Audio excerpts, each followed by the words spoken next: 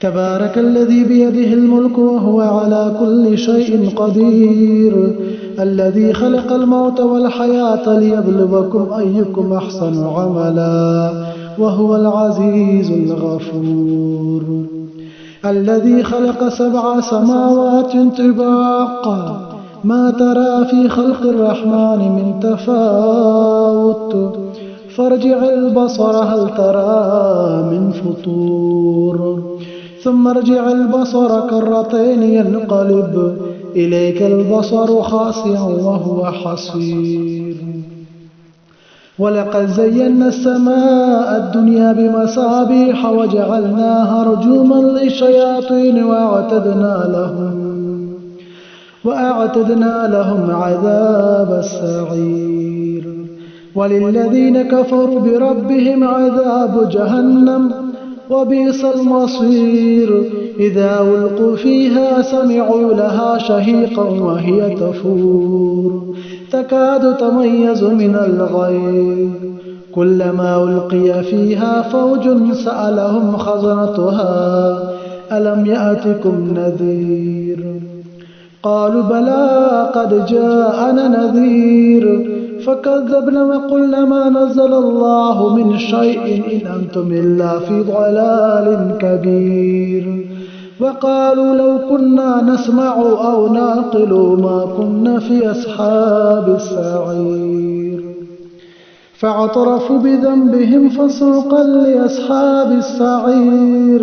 إن الذين يخشون ربهم بالغيب لهم مغفرة وأجر كبير.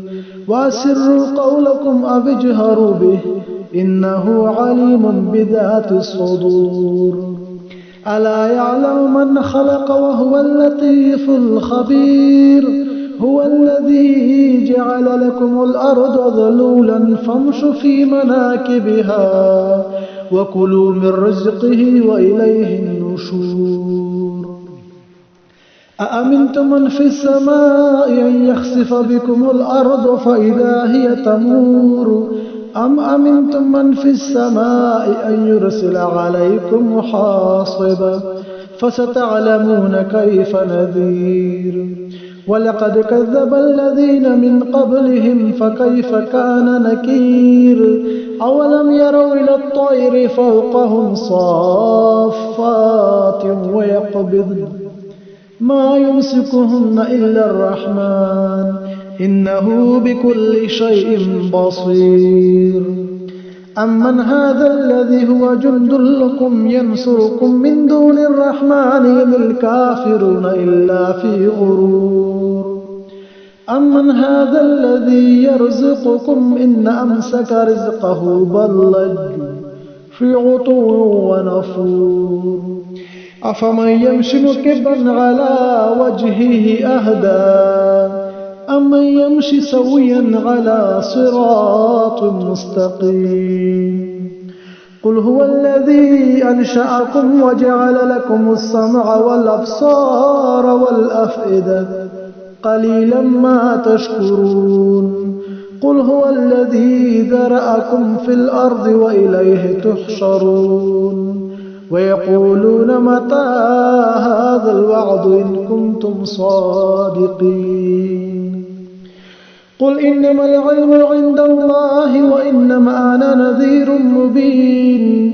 فلما رأوه زلفة سيئت وجوه الذين كفروا وقيل هذا الذي كنتم به تدعون.